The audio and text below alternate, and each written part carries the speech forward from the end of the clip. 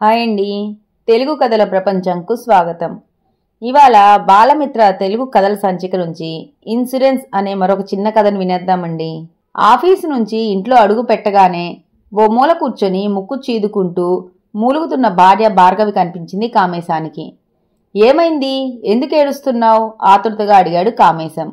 నా బ్రతుక్కి ఓ రక్షణ పాడా, ఏడవక నవ్వమంటారా?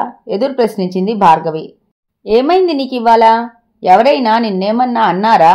మా వాళ్ళు గాని ఇరుగు పొరుగు కాని నీతో తగవు పడ్డారా? విషయం అర్థంగాక మరింత ఆతృతగా అడిగాడు కామేశం.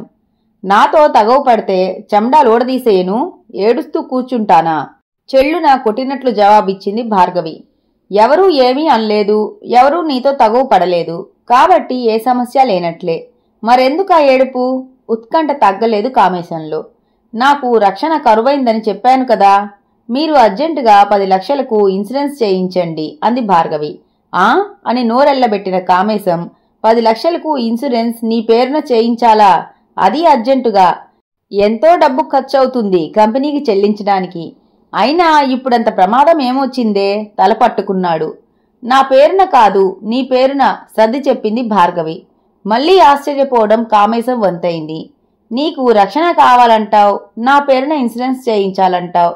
నీకేమైనా మతి భ్రమించినదా? లేదు, మతుండే మాట్లాడుతున్నాను. నేను చెప్పింది సరిగ్గానే చెప్పాను, మీరు సరిగ్గానే విన్నారు నొక్కి చెప్పిందామె.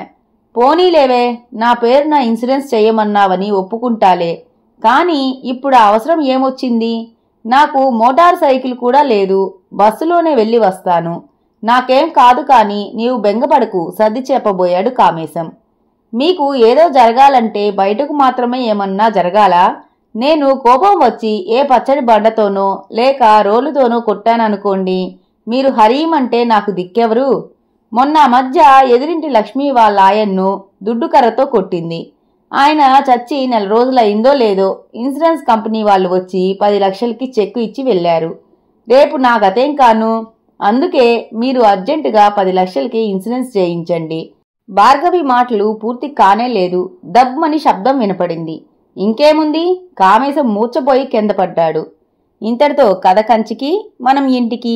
ఈ కథ కనుక మీకు నచ్చినట్లయితే లైక్ చేసి, షేర్ చేసి, కామెంట్ చేసి మన ఛానల్కి సపోర్ట్ చేసేయండి ఫ్రెండ్స్. ఇక ఉంటానండి, బై బై.